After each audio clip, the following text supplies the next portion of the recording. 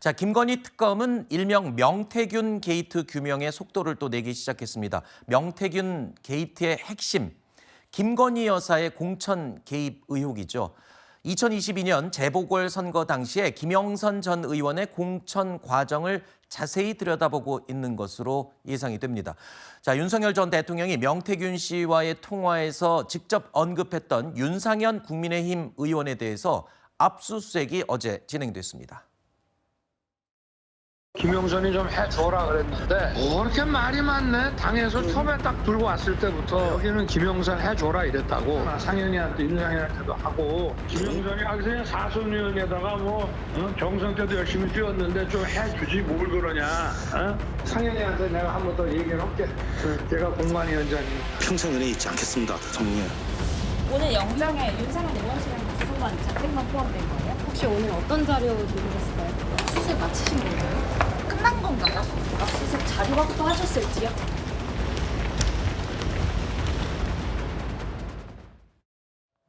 자, 김건희 특검은 당시에 국민의힘 공천위원장이었던 윤상현 의원이 공천 개입 의혹에 연루됐는지 이 부분을 확인하고 있는 것으로 보입니다. 압수품 분석이 이제 끝나면 당연히 이제 윤상현 의원이 소환되겠군요. 그렇죠. 아까 우리가 지금 녹취를 듣지 않았습니까? 윤석열 전 대통령이 윤상현에게 내가 한 번 더 얘기할게라고 네. 얘기했던 거. 그리고 저 녹취 이외에 저 통화 이후에 김건희 여사가 또 명태균 씨한테 전화해서 마치 옆에 윤석열 전 대통령이 있는데 방금 좀 전에 확인했다, 전화하는 걸 들었다, 걱정하지 마시라라고 얘기했던 것도 이미 녹취가 드러난 바 있고요.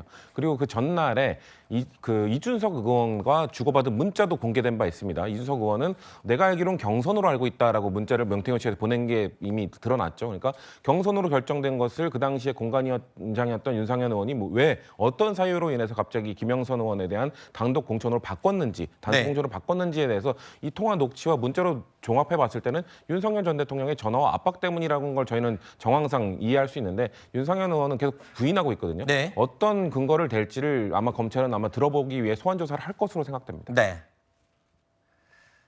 김건희 특검의 수사가 국민의힘 현역 의원을 직접 이제 겨냥하게 되자 정치권에서는 이런 반응들이 나왔습니다.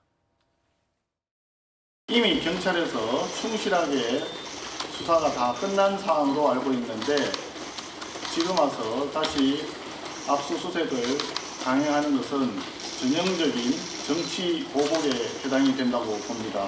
옛말에 화무 11홍이고 건불 10년이라고 했는데 그 칼날이 언제 되돌아올지 모릅니다. 권력 남용하지 마시고 과잉 수사 하지 마시고 정치 보복 하지 마십시오. 국민의힘이 계속 반복적으로 주장해왔던 논리를 그대로 되돌려드리면 법원에서 압수수색 영장 나와서 압수수색하는데 왜 정치 탄압이라고 하는지 모르겠다라는 말도 좀 돌려드리겠습니다. 국민의힘이 과거에 불체포 특권 포기하겠다라는 각서 쓰고 여러 가지 했어요. 고민할 필요 없이 당연히 체포 동의를 해야 된다고 생각합니다. 자, 명태균 씨를 둘러싼 전반적인 의혹에는 국민의힘 관계된 인사들이 여럿 연루돼 있는 걸로 지금 알려지고 있습니다.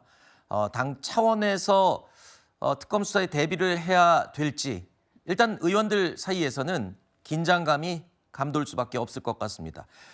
김건희 특검팀은요, 어제 김영선 전 의원 그리고 김상민 전 부장검사에 대해서도 압수수색을 진행했습니다. 저희 채널A 취재에 따르면 김영선 전 의원이 앞선 검찰 조사 당시에 이런 진술을 했던 것으로 알려지고 있습니다. 김건희 여사로부터 김상민 전 부장검사에게 공천을 양보해달라는 취지의 전화를 받았다는 겁니다. 어제 압수수색을 통해서 김영선 전 의원의 진술, 진위 확인될 수 있을지 굉장히 이것도 핵심인 것 같습니다.